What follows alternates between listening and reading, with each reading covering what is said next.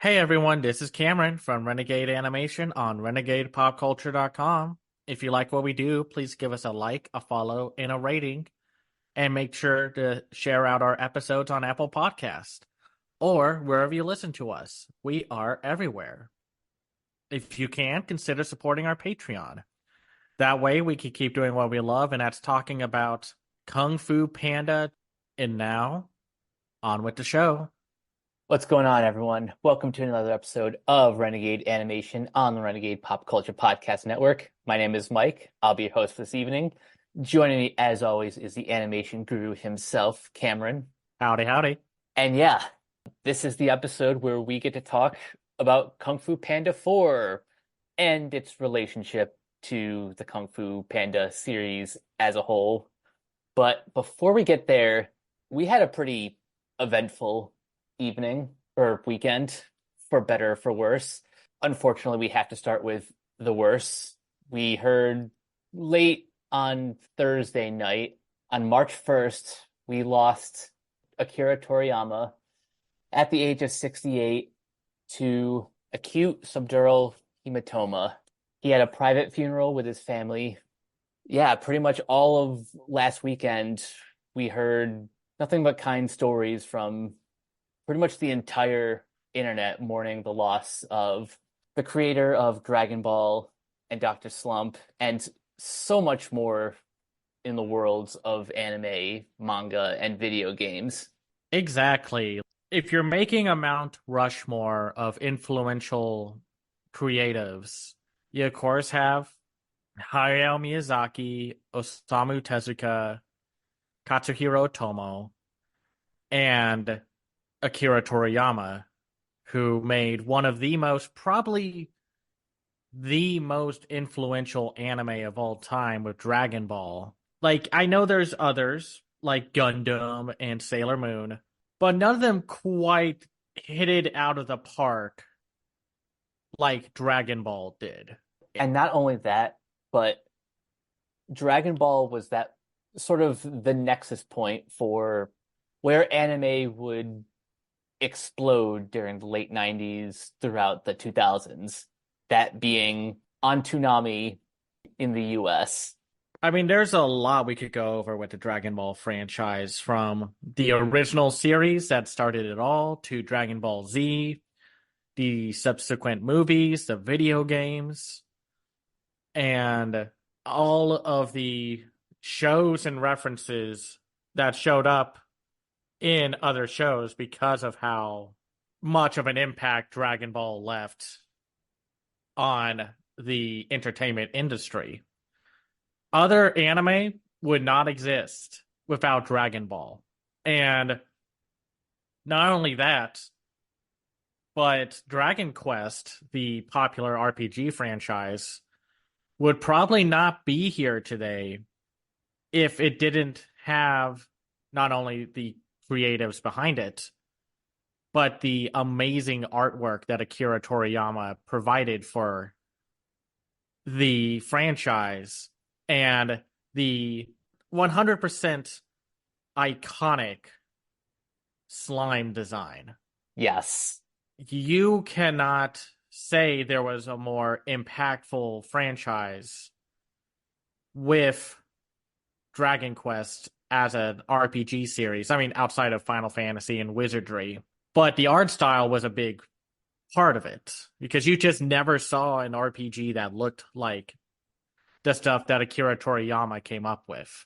And as much as I wish we could go into a more proper tribute to him, we are going to have to wait until the Sandland series and the film get released to talk more about Akira Toriyama as a creative individual, of his combination of silly antics, epic action, and memorable characters.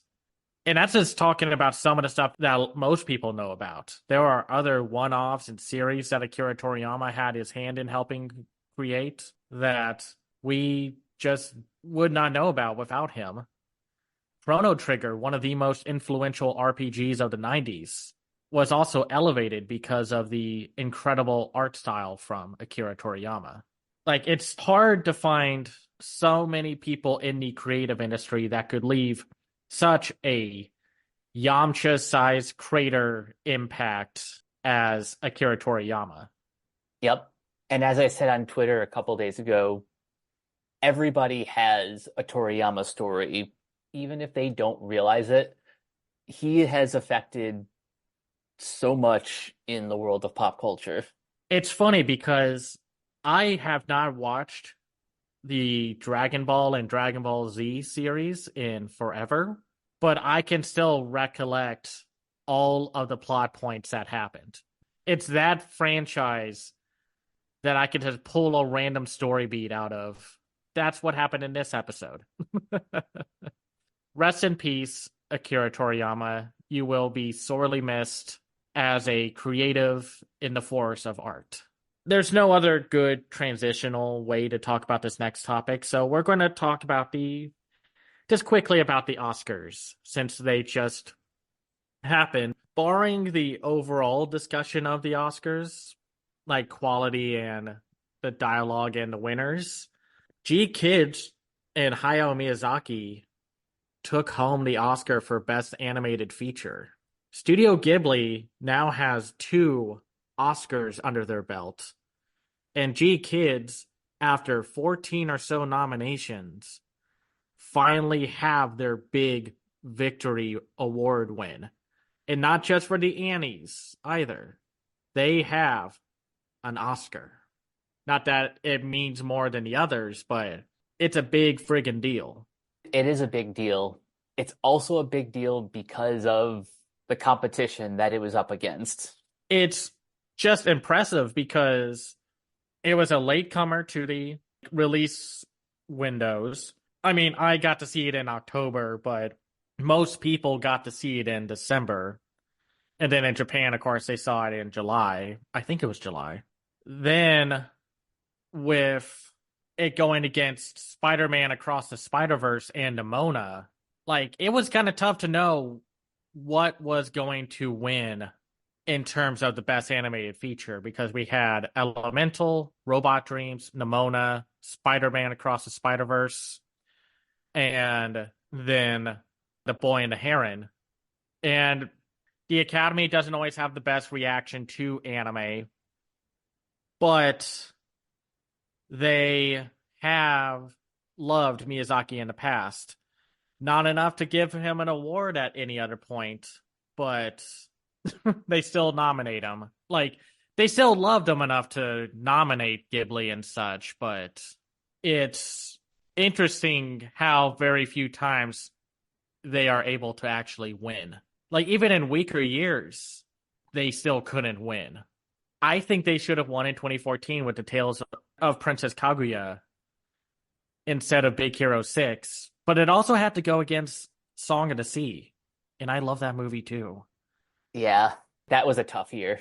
And then 2015, when Marnie was there, could have won, probably should have won, but it was also going against Shaun the Sheep movie, The Boy in the World, and the reason why it didn't win, Inside Out, was the big triumphant return after Pixar was hitting a low point in their career.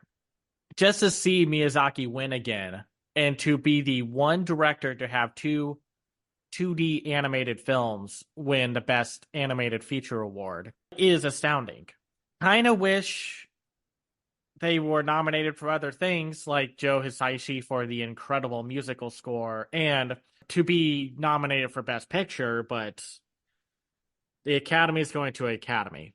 So we will just have to keep taking the victories in small strides. But this is a very big deal. Also a fun fact how Godzilla winning Best Visual Effects means that 2 different Lupin the Third directors have won Oscars now. Now that is cool. Very cool. Japan and other countries took home a lot of the awards this year, and it's very shocking that they did, because that usually doesn't happen, because the Oscars are so US bound, and they still love stuff like Maestro. Congrats to Studio Ghibli. Congrats to Hayao Miyazaki. Congrats to G Kids.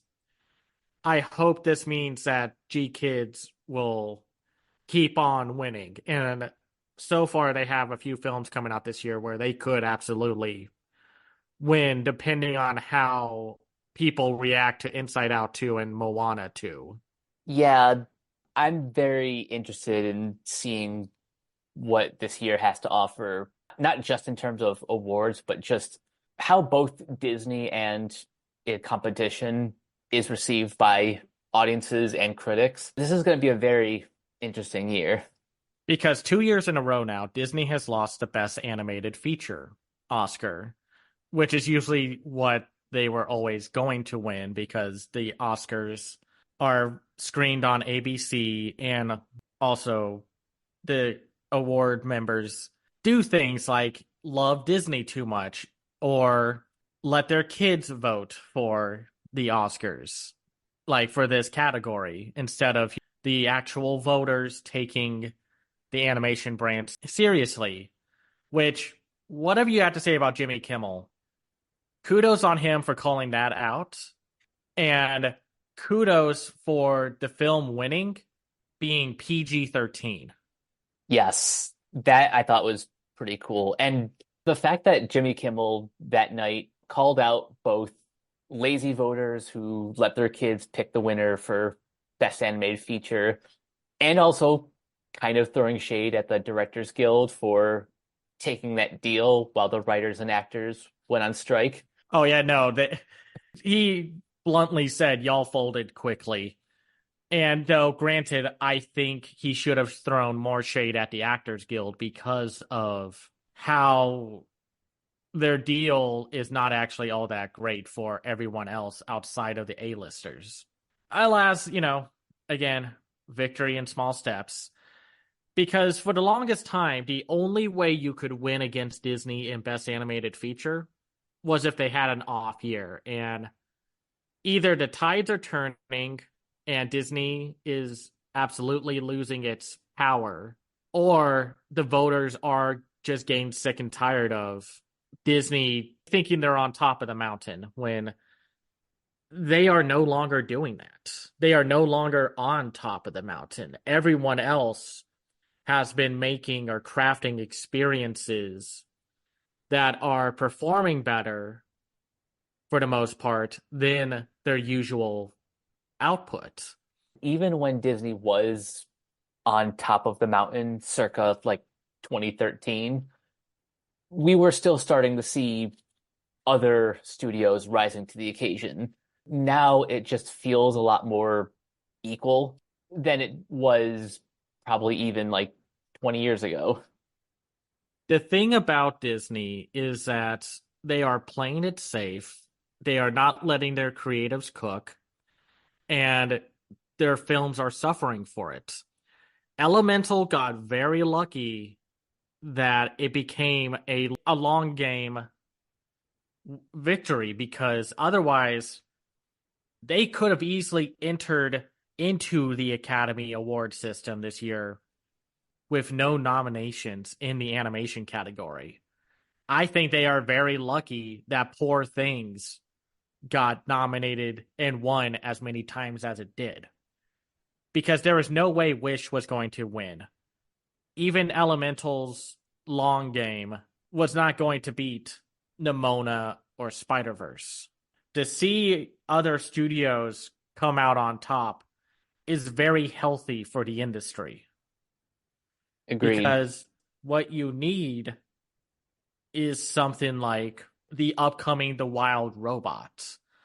Or, since we're here, let's talk about the Kung Fu Panda franchise, which has usually been, at least for me, I know it can fluctuate between How to Train Your Dragon and this franchise. But even with what we have to say about Kung Fu Panda 4, the Kung Fu Panda franchise is, to me, the best franchise that DreamWorks has. It has the better TV shows. It has the better movies. I'm not going to talk about the games, but in terms of multiple movies, the Kung Fu Panda franchise is the one I rewatched the most. I think for me, I really do flip-flop between Kung Fu Panda and How to Train Your Dragon. I think as far as strictly the movies, the Kung Fu Panda films, even to a lesser extent, 4 have been the most consistent in terms of story, Poe's character development. The fact that James Hong has been involved in every single project from the movies to the TV shows is kind of impressive. And the fact that he's like 95 years old but still sounds spry and energetic. It's a franchise that on paper, and everyone says this, on paper sounds really stupid. To DreamWorks' credit, they are very good at taking really weird and silly ideas and crafting very fun experiences out of them. That's been kind of their secret weapon, and is why they have basically become more favorable, despite the fact people keep on a very inconsistent basis trashing them because, oh, the next movie you're making is not Puss in Boots: The Last Wish quality, which we'll talk a little bit about that when we talk about the Megamind stuff in 2 weeks. Because with Kung Fu Panda, it was a perfect encapsulation of comedy, action, and storytelling that took some very risky directions, including the fact that the first film was very much not a chosen one story. It was very much against that, where granted the future films would kind of retcon that, where Po was always going to be the chosen one to Oogway. But they wrote themselves on a corner with that one. So I don't blame them for that. But they make up for it with some of the best storytelling in animation and also some of the best comedy. So obviously, when we are talking about this in such high regard, we were looking forward to Kung Fu Panda 4. There were definitely some worries because instead of having the director from the last 2, Jennifer Yu Nelson, back, we had Mike Mitchell back in the director's seat, who a lot of people would know more as the director of Trolls and the Lego Movie sequel. So this was one of the first kind of things that we should have maybe expected with Kung Fu Panda 4. That it was going to be more comedy-based, which, if you compare these to like Jackie Chan experiences, then that's not really a shock, because Kung Fu Panda is this loving homage to Kung Fu cinema. Well, one of the biggest names in Kung Fu and martial arts cinema was Jackie Chan, and Jackie Chan's biggest strength were how his films would balance comedy, stunts, and action bits.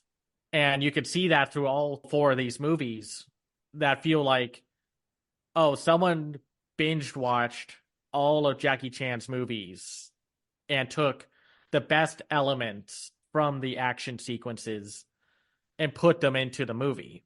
And sometimes the movie's comedy was very funny. Some of it doesn't age well for Jackie Chan, but for Kung Fu Panda, they used a more American comedic sensibility for their films. But as we went from Kung Fu Panda 1 being like a surprisingly good movie, the second film became more in depth with its world and character building. We had the best villain of the franchise with Lord Shin. Easily the best and still my favorite. Yeah, no, I think everyone agrees that Lord Shin is like the top tier DreamWorks villain. Then, with some of the most heartfelt, impactful story beats of any DreamWorks movie, including the flashback to when Poe's dad found Poe, and then the moment where Poe reaches inner peace of dealing and accepting with what happened to his past and to his mother. it's just a combination of great writing, great directing, and amazing visuals. Like you get very heartfelt and like torn seeing these movies, and it's a movie about Jack Black playing a panda that knows kung fu. How does that even work? Like it's amazing how these movies came out.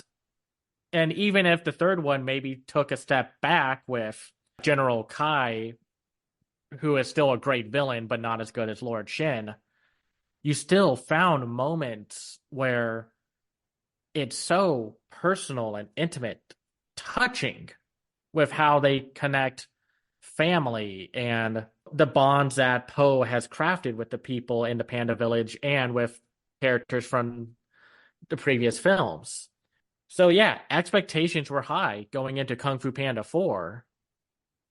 And I still like the movie. I still think it's a solid movie. Something is very much missing from the overall experience of Kung Fu Panda 4. And no, we're not just talking about the lack of the Furious Five. Even though that this movie kind of threw the nail in the coffin of, oh, they really don't care about the Furious Five. They brought him back for like 1-2 minute scene at the very end.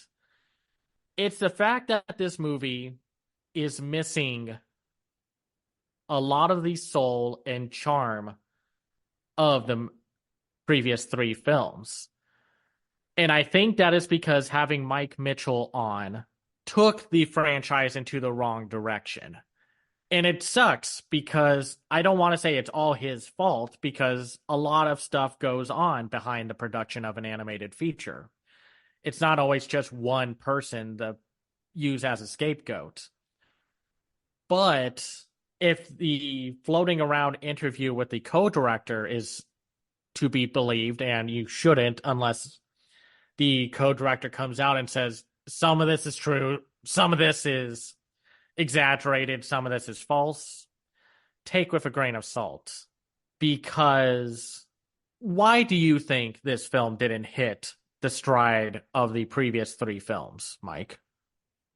I would say it's because the DNA of the film just feels off. Even the way the movie opens, it doesn't open the same way. Like, you know how the first three will begin with like some sort of story, a shift in art style that cuts right to Poe or one of the other characters. Just right from the beginning, it starts off different. It starts with the teasing of Tai Lung's return, but then we find out later, obviously, that it's just the chameleon. But still, just from that opening, and then on top of the Furious Five being absent, and the villain sort of being sort of like a different approach to storytelling, everything feels just a little off kilter. Still overall an enjoyable movie, but you know something different. And I guess that kind of is a little bit appropriate since one of the themes about this movie is it's all about change and how it can be scary, but sort of a necessary part of life. I think the biggest problem with Kung Fu Panda's story is not the themes, because I agree. I think the theme of change and how, like, you need to accept that change is good in the world. The problem is the movie has a lighter tone to it. It's more incentive on being funny than being a good balance of comedy and heart. And I'm not going to say that Kung Fu Panda loses its entire heart, but the execution and pacing of the story leave a lot of the more interesting ideas still flat on the ground. They don't rise up to the occasion. Like, for example, the chameleon, voiced wonderfully by Viola Davis. Great idea for a villain. A chameleon that also symbolizes change by being a literal shapeshifter, stealing and taking the powers of martial arts masters because no one would teach her. But in execution, she is a more mediocre General Kai. I was gonna say, yeah, like you said, the execution of her evil scheme, it does seem like a repeat of Kai. I think a lot of this is because the actual stealing of the martial arts stuff happens way too late in the movie. This needed to be our first introduction to the chameleon. Not shape-shifting as Tai Lung, but as she is taking the powers away from everyone. In some way, this could have been a very interesting movie. What if Poe, instead of teaming up with just Aquafina's Zen, this fox thief, what if Poe teamed up with Tai Lung to take down the chameleon and to put his soul back into the spirit realm to rest? Instead of just like, the problem is this movie introduces a lot of interesting details in the story, but And then then just kind of rushes through them. exactly. I love Ian McShane as Tai Lung, and Tai Lung is still probably second to the bottom of memorable villains for Kung Fu Panda, but compared to the chameleon, who is just named the Chameleon, he is way more interesting. And a lot of that is because of Ian McShane's performance. They do not bring back Lord Shin or General Kai's voice actors, Gary Oldman and J.K. Simmons. Apparently, they were supposedly last-minute additions because why else would you bring back Tai Lung, but not the other martial art villains of the previous films? And then we get stuff like Zen's connections to the underground Den of Thieves area. Like, we get a fun, delightful appearance from Ke Huy Quan as Han, this pangolin leader of the Den of Thieves. But again, they just kind of introduce him and then don't do as much with him or give him a stronger bond to Zen than just, oh, we were waiting and willing to turn you in to the chameleon, when it then turns out that Zen worked for the chameleon. It's not a bad twist that Shen was working for the chameleon. It's just another example of this movie throwing a little bit too much on the plate without giving each of these ideas room to breathe. The other problem with the story is that it had to really regress some elements of the movie. On one hand, I love that the pandas are now a part of the Jade City or wherever the main location is in the franchise. I love that we get to see Bryan Cranston back as Lee and James Hong as Mr. Ping. But to have them as the comedic side characters of the movie, and I can't believe I'm saying this, I rather them been joining Jack Black and Aquafina's from the get-go instead of afterwards. Because it felt like they needed something to do because they weren't going to bring back the Furious Five. So they brought back the two dads. And their antics were very inconsistent and sometimes better than the antics from the main plot line. Part of me is like, I kind of want to see more of Mr. Ping and Li Shan and their antics. I loved their interactions like at the tea house and such. But it also felt like they regressed their characters too. Like they still had to bicker back and forth between one another and be like, I'm the better dad at points. And Li Shan having to be the cowardly one compared to his son. Again, it's very weird where they take these characters. And I think that's just, again, a focus on the comedy. And the comedy is fine. I laughed a couple times, but even in my full theater watching of this movie, there wasn't much laughing to be had. And I think it's because the jokes just weren't hitting this time around. They try to have some comedy with the chameleon, like the blood moon coming over the temple and just being like, man, it's taking forever. What's taking so long? It's just for pizzazz. And then starts the summoning ritual. Like, that could be funny, but it also reminded me of how Lord Shin worked as a villain and with the comedy of Lord Shin. I still think one of the funniest jokes from Kung Fu Panda 2 is when Po confronts him towards the end of the movie. They're like miles apart, and Shen's like, "What? I can't hear you." Yeah, Poe's doing his epic return speech, and then it cuts to Lord Shin, and you can barely hear Poe. And Shin is just like, what? I love like when Shin brings the cannon back. It's like, I have been waiting for my return here for years. So I imagine the cannon to the left. Perfect. Now with this weapon, by my a little bit more. And that's the thing. It just doesn't hit the high points of Kung Fu Panda. Even the action is not as good as it could have been. There's one moment that I liked where Po punches his way out of a cage by going down a floor level.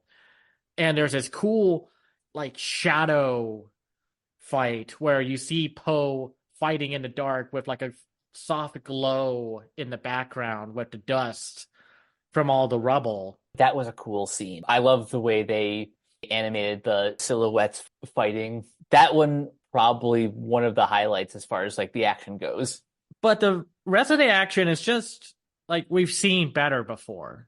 We have 3 movies that have done the action set pieces better. The tavern fight, seen it done better. The final fight against the chameleon, I really did not like the fact that they made the chameleon a giant beast at one point. It just felt so generic of like an action movie. Oh, you gotta fight the big bad thing. At least in the Crew to New Age, it made sense that the monkeys were giving tribute of the bananas to this giant baboon that was threatening over them. Why not just keep the chameleon human size, or, well, human size in terms of what is the normal height of villains in the Kung Fu Panda franchise? Right. The other side characters just weren't interesting either. You had the mischievous bunnies that they were very much relying on for marketing to be like the comedic high point. They're very generic comedy characters. Just, oh, look how cute they are. Oh no, they're vicious. They were pretty one note. I did actually like the fish and the pelican. Yeah, Ronnie Cheng plays Captain Fish, a arowana that was living in the pelican's mouth. But even then, there were like little jokes that are like, okay, we get it. Zen is, who's played by Awkwafina, is going to be the next Dragon Warrior. And it's weird how this franchise treats Poe's label as Dragon Warrior as something that could be easily taken away. Like with Kung Fu Panda and Dragon Knight, because of an incident that he was not able to stop, it's like, now we're going to take your Dragon Warrior title away. And it's like, the guy messed up once. It could have been a lot worse for y'all, all things considered. It's just weird how flippant they are with saying, like, Poe cannot be the Dragon Warrior. And listen, I wasn't a big fan of the Mr. Beast cameo, but he's in there for like 2 seconds. And the joke is decent, even though the third movie did it better and already did that joke where a pig is colored like Poe, and it does the whole impersonation skadoosh thing. And I think really like the newest joke that I liked were the inner voices sequences. I really like that too. I love the ones where Master Shifu is in Poe's mind and they both agree with talking down to Poe.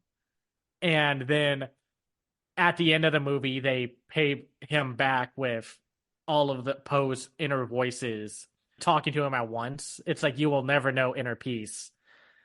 But even then, it's Kung Fu Panda wrote itself into a corner with Poe not being a chosen one at first, but then having to be the chosen one. So if this means we're going to get a Kung Fu Panda 5 since before being royally kicked out, Katzenberg was going to do 6 movies in the Kung Fu Panda franchise. And it's tough to do that when the third film feels like it wraps everything up and is like a great ending to the story of Poe.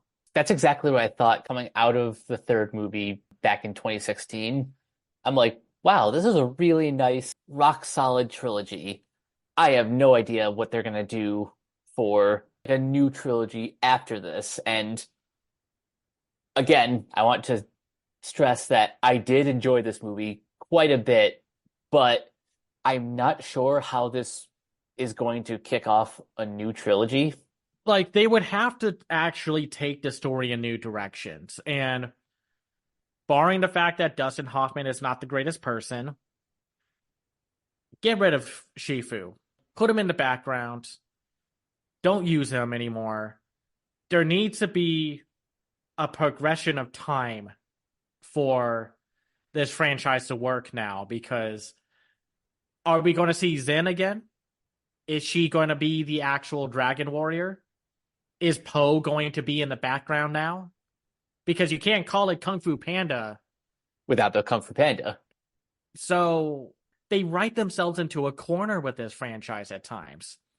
Are you going to bring back the Furious Five? Because it seems like y'all don't really care. It's like they had them for the first and second movie and the TV show, but then when the Amazon series happened, and with the third film pushing them away more, it's like they did not care about them as characters, which is a problem with DreamWorks. They like to build up big casts, but then do nothing with them at times, which is, an Illumination problem also, but we'll talk about Illumination when we see Despicable Me 4. They would need to do something like bring back the Furious Five for a movie. Let Poe and Shin go off on an adventure or something with the Furious Five against like a retooling or reworking of the Dragon Knight plot line. Like, you could deal with stuff like colonialism or something like that. Of like this European force in like knights and such coming into China to show them, I don't know, armor and swords are better than kung fu. I mean, granted, that's kind of the plot of Lord Shin's plan of using cannons and gunpowder to take down kung fu. I have like a few ideas, but they're very much elevator pitch ideas. I enjoyed this movie as well, but it's like the more I linger with it, the more I'm just not sure if I do really like this movie. And that sucks because I do like the movie, but it continues to land on the bottom because they're also not giving time to let anything simmer. Or again, I just don't like the fact that Poe fights something big at the end. The appeal of the Kung Fu Panda franchise is the fact that the fights were very much humanoid animal versus humanoid animal. No, I'm going to fight a dragon or something like that. Like the beginning fight with the stingray. That was good. That was good, but was that stingray like not a living being? Like, could they not talk or something? Or I don't know. Now I'm getting to that nitpicky stuff, and I don't want to get into that because that's not what matters. What matters is the fact that Kung Fu Panda 4 suffers from a real missing heart piece, and I don't want to gatekeep who directs these movies, but I think you really have to give it back to Jennifer Yu Nelson. I would have to agree with that. Even when with her non Kung Fu Panda work, she has shown to be an amazing director who knows how to balance comedy, heart, and action.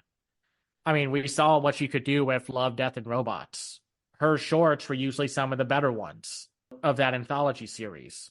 Or, bring back the Puss in Boots: The Last Wish duo. and I don't want to come off like I'm being too hard on Mike Mitchell. I just don't think this was the right project for him. It's kind of like how the CGI Berserk series came out, and the director was more known for high kinetic comedies than big, broody, action, dark fantasy stuff. Not every director can direct certain genres, and that's okay. Not everyone is going to excel at the same things. I will say I do commend Mitchell for maybe stepping out of his comfort zone, still leaning more towards comedy than some of the more serious aspects of the Kung Fu Panda franchise. But still, I think the heart of this series belongs to Jennifer Yu Nelson. And it's just telling when you know the exact thing that was missing from a movie is the director. This happens all the time. Like the Pink Panther films had a moment where they made a film without the main star and the director, and nobody liked the movie. So, And you want to know the weird thing? All four of these movies have the same pair of writers, Jonathan Abel and Glenn Berger. Four is the only movie where they brought in a third writer who also may or may not have altered the DNA. yeah, like I said, the interview that is floating around should be taken with a grain of salt that the two other writers left. And this new writer is the reason why this movie feels like it's in a rush to get to the next story beat instead of letting there be time or focus on character. Because DreamWorks has a lot of zany comedies. A lot of their movies are zany comedies. Kung Fu Panda is not just a zany comedy. It's just so much more than just a general DreamWorks animated feature. Yeah, I mean, obviously, our discussion of it is not going to hurt it. It's already made its money back pretty much by this week. So it's doing well. And it was also apparently a film that had help with animation production with Jellyfish Pictures, who also helped with stuff like The Boss Baby, Family Business, The Bad Guys, and Spirit Untamed. We'll have to see, because this will also be one of the last two films that is made in-house at DreamWorks, because DreamWorks decided to do the questionable thing and is now outsourcing its animation to outside studios in a decision to try to save money, but also to work around the fact that this year is the animation strike. And let's just say the fact that some outside studios are already unionizing is not going to work in this decision-making favor for them. Oh, of course not. Like, listen, I love the other studios that are making stuff for the US animation scene, but let's not act like US-based studios cannot do the same thing as, like, the studio that helped do the TMNT Mutants Mayhem visual style. That stuff takes time and money, and you cannot overwork your animators to get that. You don't have to. It's just this movie represents a lot of interesting things to discuss about DreamWorks that I want to get into more with the Megamind stuff that we'll talk about next time. So if you, for some reason, haven't seen this film and you want to, or are questioning if you want to, give it a watch. It's still good in general, but I've seen a few movies already that are still better than it. And I think the only reason I put it above Maboroshi in my animation ranking is because I still enjoy watching it and can watch it any time compared to the more heavier Maboroshi. Yeah, that's the thing. I've already seen this movie twice, and I may or may not see it if I have the time. It's an easy watch. It's an enjoyable one. The better DreamWorks movie that came out this year so far is Orion in the Dark on Netflix. If you still haven't seen that movie, you should watch that one as soon as you can. I just think it is the better movie so far. And it's this small, quote unquote, unassuming Netflix original movie, but it has the heart that Kung Fu Panda 4 is missing. We'll just have to see what happens. I hope the people who make these movies keep their jobs or are able to and are still able to go and make and craft amazing things. And if we do get Kung Fu Panda 5 and 6, I hope they are more adventurous than this, because this almost felt like a Disney production, like a current one, where they played it a bit too safe storytelling wise. So I want to see them do more, because that's kind of been the strength of DreamWorks, is that they are able to go above and beyond what Disney is allowing their artists to not do. So we'll just have to see. But next time, we are going to do a podcast focusing on the New York International Children's Film Festival.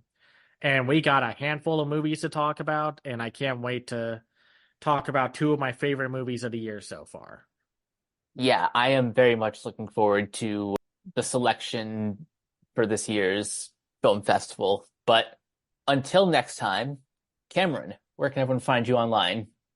You can find me on Twitter and Blue Sky at Cam's Eye View. I have an Instagram that's Cam's Eye View as well. I have a website called camseyeview.biz where I review animated films and shows from around the world called The Other Side of Animation. I also have a Patreon at patreon.com/camseyeview. And you guys can find me on various social media sites at Captain K42. You can check out my quick thoughts on letterboxd.com/Coach K42. And you can follow Renegade Pop Culture on Facebook and that place at Ren Pop Culture. You can also find us on YouTube, on Podchaser. Subscribe to our Patreon at patreon.com/Renegade Pop Culture. Listen to all of our podcasts on Spotify, Apple Podcasts, wherever you listen. And last but not least, everything can be found at renegadepopculture.com. Need an escape? So do we. That'll do it for this episode of Renegade Animation. We will catch you guys later. Peace out.